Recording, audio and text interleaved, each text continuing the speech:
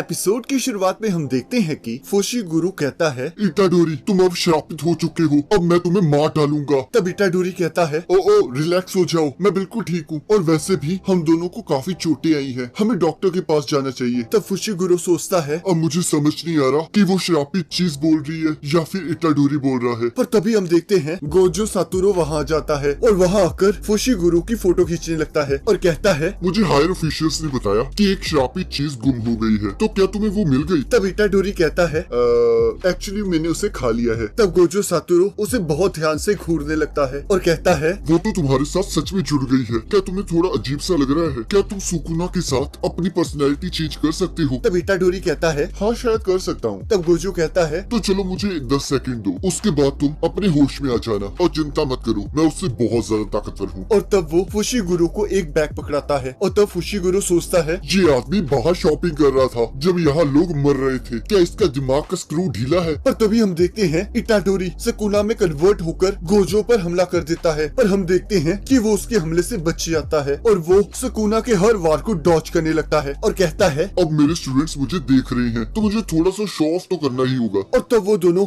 आपस में लड़ना स्टार्ट कर देते हैं और हम देखते हैं 10 सेकंड के बाद इटाडोरी अपनी बॉडी पर दोबारा से काबू पा लेता है और पूछता है, तो फिर कैसा गया? तब गोजो कहता है, तो ये सच है कि तुम उसे कंट्रोल कर सकते हो? तब इटाडोरी कहता है, हाँ, पर उसकी आवाज हमेशा मेरे दिमाग में गूंजती रहती है, ये मुझे बहुत तंग करता है। तब गोजो कहता है, ये तो चमत्कार ही है कि वो तुम्हें बस तंग ही कर पा रहा है। और वो इटाडोरी को बेहोश कर देता है। तब गोजो फुशिगुरु से पूछता है, तुम्हें क्या लगता है हमें इसके साथ क्या करना चाहिए? तब फुशिगुरु कहता है, वैसे तो जुजुत्सु रूल के अकॉर्डिंग हमें इसे मार देना चाहिए, पर अगर मैं अपनी बात करूं तो मैं इसे नहीं मारना चाहता, तो क्या तुम इसे बचा सकते हो? तब गोजो कहता है, मेरे स्पेशल स्टूडेंट की तरफ से रिक्वेस्ट आई है, तो इसे मेरे पर छोड़ दो। और यहाँ गोजो कहता है, पर आखिर में तो तुम्हें मरना ही होगा, पर मैंने तुम्हारी मौत को टाल दिया है। तब इटाडोरी कहता है, इसका क्या मतलब हुआ? क्या तुम मुझे कुछ समय बाद मारोगे? तब गोजो कहता है, तुमने सही कहा। चलो मैं शुरू से शुरू करता हूँ। ये उसी तरह की फिंगर है जिसे तुमने खाया था, और इस तरह की टोटल 20 है, क्योंकि सुकुना के 4 हाथ थे और हमारे पास उनमें से 6 हैं। और हम जब भी इसे डिस्ट्रॉय करने की कोशिश करते हैं वो हर बार बच जाती है, और ये दिन ब दिन ताकतवर होता जा रहा है। हमारा जुजुत्सु इसे ज्यादा देर तक रोक के नहीं रख सकता। अब इसकी जगह तुम काम आओगे, क्योंकि जब तुम मर जाओगे तब तुम्हारे अंदर का श्राप भी मर जाएगा। तो मैंने अपने हायर ऑफिशियल्स को एक आइडिया दिया है, जैसे कि तुम एक वेसल की तरह एक्ट करते हो, तो हम तुम्हें सारी फिंगर्स खिला देंगे और उसके बाद तुम्हें मार डालेंगे। तो अब तुम्हारे पास 2 ही ऑप्शन है, या तो तुम अभी मर जाओ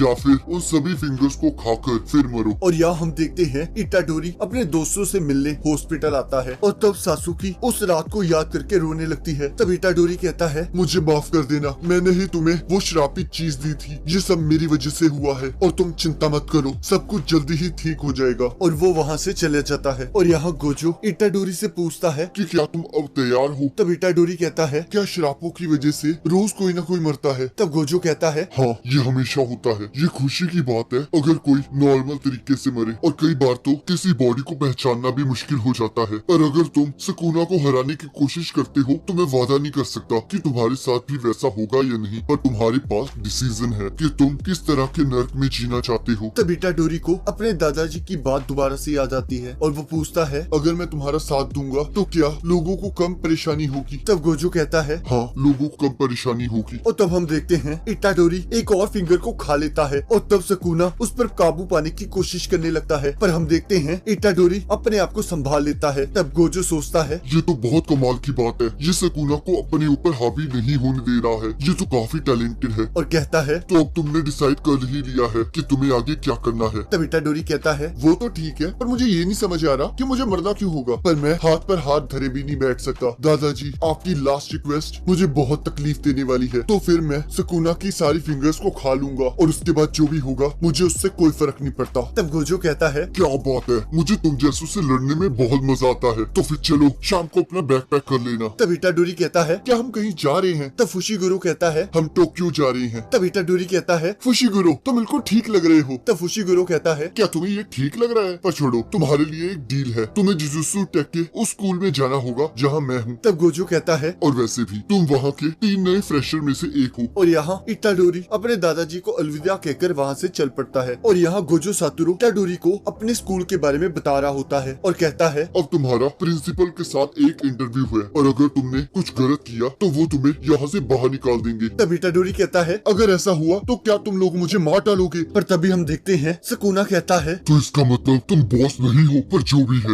एक बार मैं इसकी बॉडी पर काबू पा लूं तो वो पहले इंसान होगे जिसे मैं मारूंगा। तब गोजो कहता है ये तो मेरे लिए खुशकिस्मती होगी कि खुद सुकुना मुझे मारने की कोशिश करेगा। तब इटाडोरी पूछता है क्या ये इतना फेमस है? तब गोजो बताता है सुकुना एक बहुत बड़ा राक्षस है जिसके 4 हाथ और 2 चेहरे हैं और वो हजारों साल पहले एक इंसान था। तब काफी जुजुत्सु सोर्सेस ने उसके साथ लड़ने की कोशिश की थी पर कोई भी उसे नहीं हरा पाया और उसके बाद वो एक श्रापित चीज में कन्वर्ट हो गया और तब से उसे शरापों का राजा कहा जाने लगा। तब इटाडोरी पूछता है तो तुम दोनों में से स्ट्रॉन्गेस्ट कौन है? तब गोजो कहता है हाँ, अगर इसके पास इसकी सारी ताकत हो तो ये मुझे परेशान कर सकता है पर आखिर में जीतूंगा तो मैं ही। और तब वो प्रिंसिपल माशा मिची यागा के पास पहुंचते हैं और वो इटाडोरी से पूछते हैं कि आखिरकार तुम यहाँ क्या कर रहे हो? तब इटाडोरी कहता है मैं यहाँ जुजुत्सु सीखने आया हूँ। तब प्रिंसिपल कहता है तो फिर तुम ये सीखने के बाद क्या करना चाहते हो? तब इटाडोरी कहता है मैं सुकुना की सारी फिंगर्स को इकट्ठा करके खाना चाहता हूँ ताकि वो किसी को परेशान न करे। तब प्रिंसिपल कहता है तुम ऐसा क्यों करना चाहते हो? काफी लोग इस दुनिया में रोज मारे जाते हैं और तुम ये कहना चाहते हो कि तुम लोगों को शराब की वजह से मरते हुए नहीं देखना चाहते। तब इटाडोरी कहता है ये तो मेरे दादाजी की आखिरी इच्छा है कि मैं लोगों की मदद करूं। तब प्रिंसिपल कहते हैं तो तुम ये सब कुछ इसलिए कर रहे हो क्योंकि किसी ने तुम्हें कहा है? ये तुम्हारा रीजन बहुत घटिया है। और तब वो अपनी शराब की ताकत से एक डॉल को जिंदा कर देते हैं और वो डॉल इटाडोरी पर हमला करना स्टार्ट कर देता है। तब प्रिंसिपल कहते हैं एक इंसान की सच्चाई तब बाहर आती है